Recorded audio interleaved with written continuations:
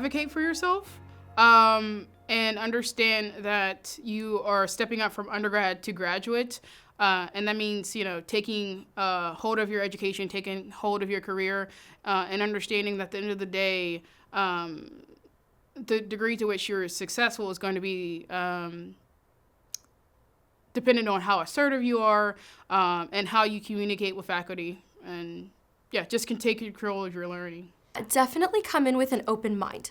I think it's really important to be open and willing to learn as much as possible.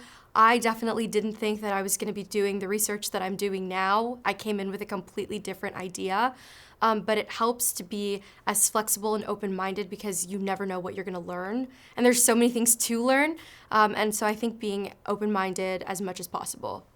What I would tell any interested student who's pursuing or interested in pursuing gerontology is to keep an open mind and be flexible. As we know, there are many aspects that impact the aging process, and don't be so tied to your research interests because it may come up that another topic sparks the interest, and don't be too shy to run with that.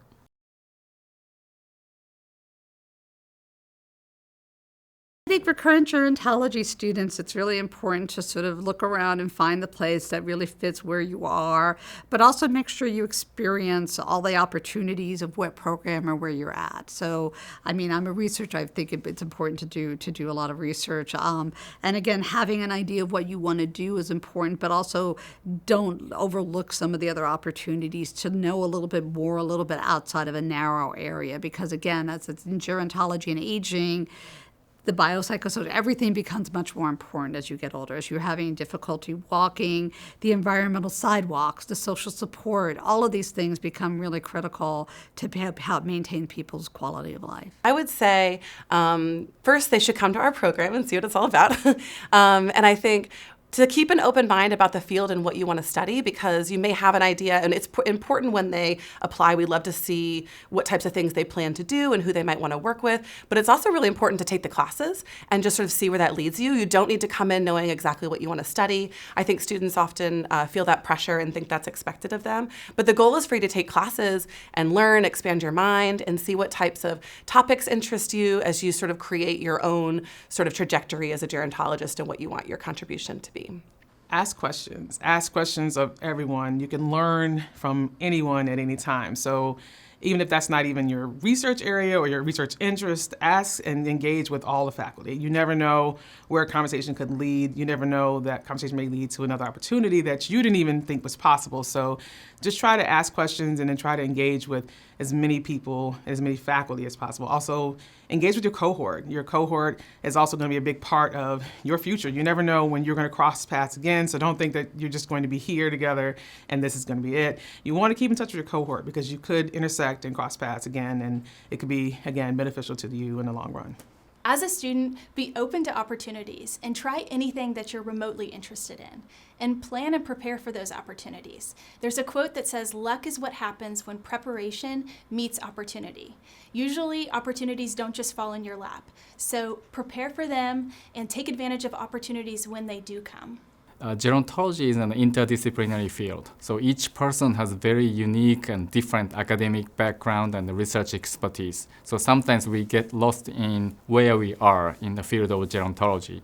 So I would say students should focus on themselves and then see how they can best professionally develop in a program.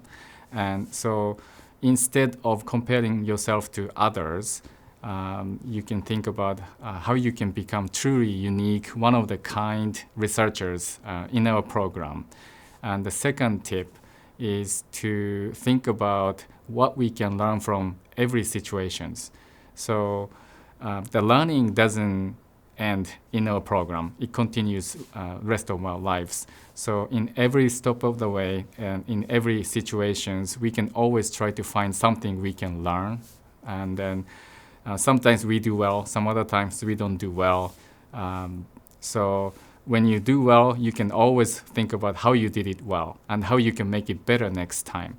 And when you fail, when you make mistakes, we can always learn from mistakes and failures. And those small learning opportunities makes a big difference along the way. So I would suggest students to try to find learning opportunities in everywhere, every time. Think about the end at the beginning, but what I mean by that is, think about the type of jobs you want to have, but at the same time be open to the various tracks that we have here in the program. I think, I ended up at first having more of the social spin on gerontology, but by the time I ended, I became a little bit more social epidemiology focused. And I think had I not been open to all of what the program offered, I think my experience would have been, I guess, a lot less fruitful.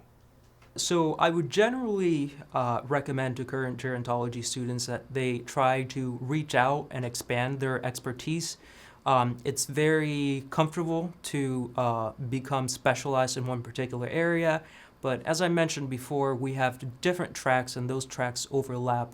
So I would encourage all students to not just stay in their track, but reach beyond and try to get some of those key pieces that you need from the other tracks in the program.